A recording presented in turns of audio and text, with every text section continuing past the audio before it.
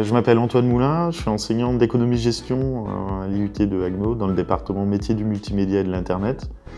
Donc je donne des cours de découverte de l'entreprise et puis aussi de création de sites web avec Drupal, WordPress ou de la base de données. Je m'appelle Karim Chibout, je suis maître de conférence à l'Université de Strasbourg et j'interviens pour l'essentiel en DUT MMI, ou en BUT MMI plutôt maintenant, dans le cadre des enseignements de théorie de la communication, et j'interviens également en licence professionnelle, principalement en management.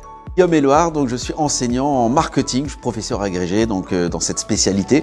J'interviens dans du marketing opérationnel. J'ai travaillé pendant 20 ans, plus de 20 ans avec des départements TC, des DUT BUT TC maintenant, et aujourd'hui en MMI plus spécialement donc dans du marketing digital.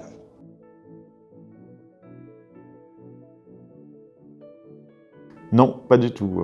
Au début, je voulais être comptable, j'avais un BTS comptabilité.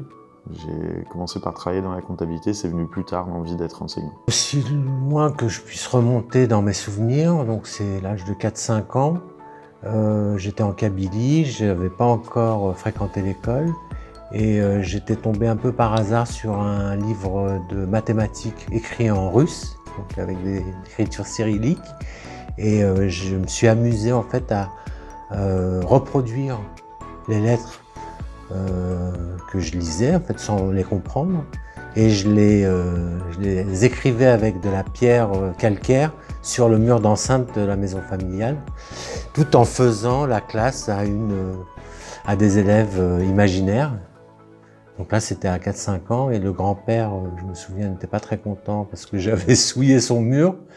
Et en plus, je crois que jusqu'à la fin de sa vie, il a pensé que j'avais une santé mentale, disons, troublée. Non, au début, je voulais être dans la vente. C'était mon souhait. Je voulais être notamment libraire. J'avais pour objectif d'ouvrir une librairie spécialisée dans la bande dessinée, les jeux de rôle ou la littérature jeunesse.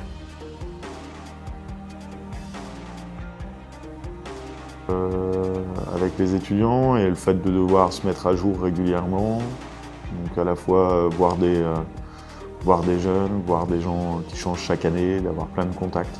La transmission et puis le plaisir de rencontrer des gens aussi, parce que chaque jour est différent, on rencontre les mêmes personnes mais pas forcément avec les mêmes intentions, avec la même humeur. On a des collègues aussi, c'est souvent des personnes avec qui finalement on installe des relations plus que professionnelles. Donc tout ça fait que voilà, on est dans une ambiance sympathique avec des personnes plutôt jeunes. Donc c'est motivant en soi et ça nous fait garder jeunes nous-mêmes.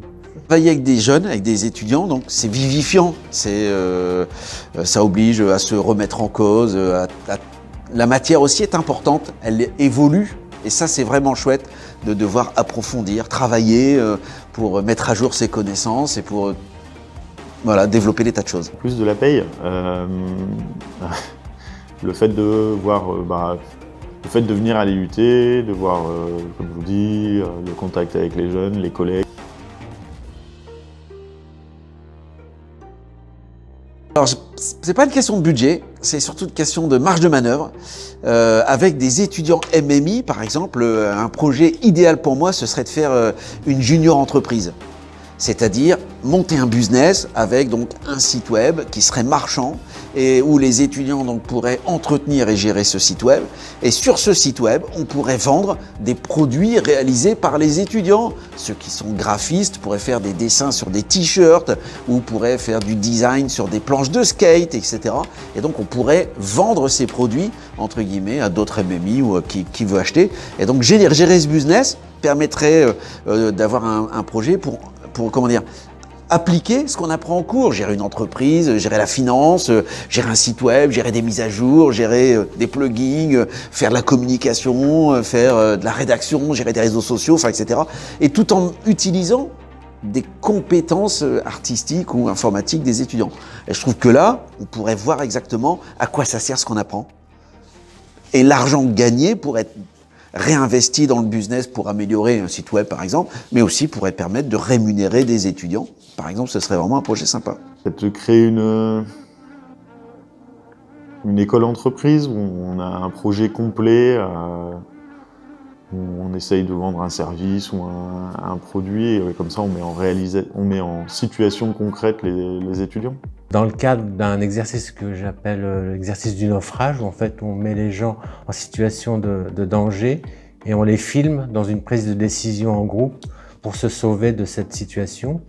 En fait, on fait ça avec une caméra et dans une salle de classe. Et mon rêve, ce serait de le faire grandeur nature, c'est-à-dire de mettre par exemple les étudiants dans une île et d'être à la fois participants et observateurs et de voir en situation réelle ce qui se passerait si les gens étaient véritablement en danger et qu'est-ce que je ferais moi-même dans cette situation.